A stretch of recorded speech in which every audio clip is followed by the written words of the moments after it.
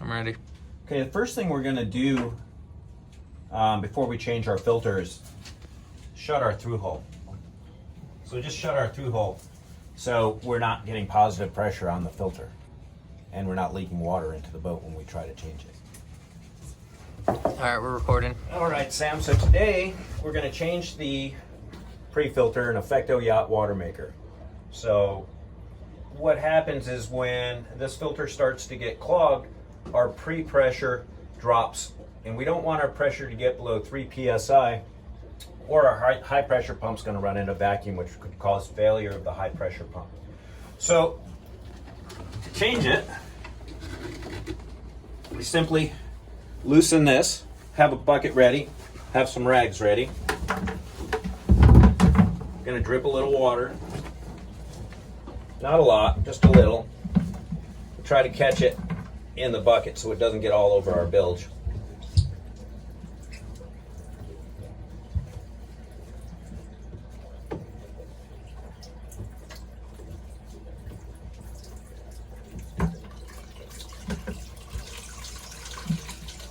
So this is just the water that's in the lines that I'm catching.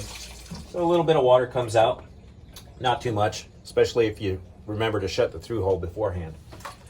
After it's stopped dripping out, take our nasty filter out, dump the water that's in there with a rag, reach in, try to clean the glass off the best you can. You see some of the black gunk is on the rag also as we clean it out. Just want that to be as clean as possible. How's that filter look? That filter's nasty.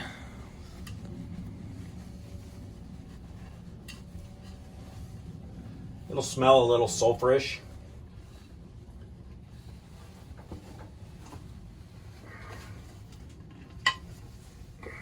Nice and clean. Take our nice clean filter, put that in there, make sure it seats on the bottom.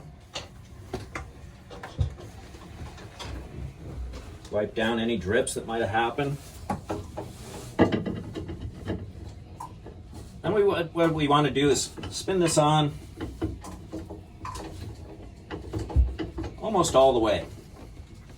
Not quite tighten it yet. Because now what we're going to do is we're going to open the through hole and we're going to use the water to fill it up. Once it gets close to the top, we're going to tighten it up. Now, if your filter is not below the water line, we would open our freshwater flush valve and that would fill it for us. Then as we get close to the top, we're going to tighten it the rest of the way.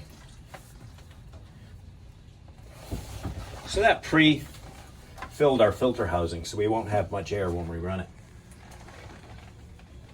So now I'm going to test run the water maker, see what kind of pressures we get.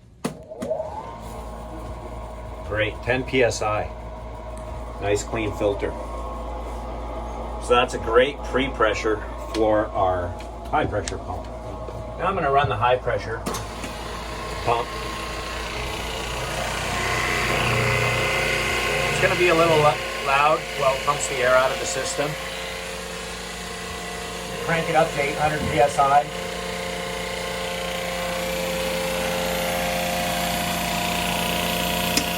The alarm goes off because it's tasting the water for us.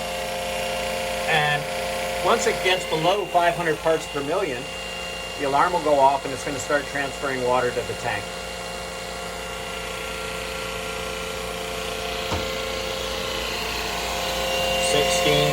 Dropping quickly.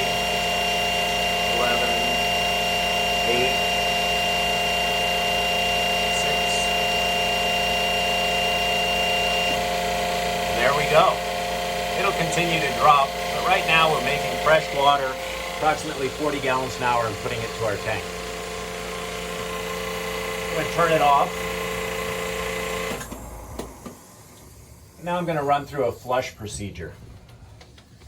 So when we're done using the water maker after a trip or after a long trip to Cabo, if we're running the water maker every couple of days, we don't have to flush it. But after we use the water maker, before we let it set, we want to run fresh water through it. These are membranes, very similar to chamois that are up there. So we want to freshen those up and make sure we get fresh water through there. So we turn on the freshwater flush valve, we turn on low pressure, turn on high pressure, and we reduce the high pressure pump to 400. And we'll just run it at 400 for a couple minutes. We'll want to get fresh water all throughout the system.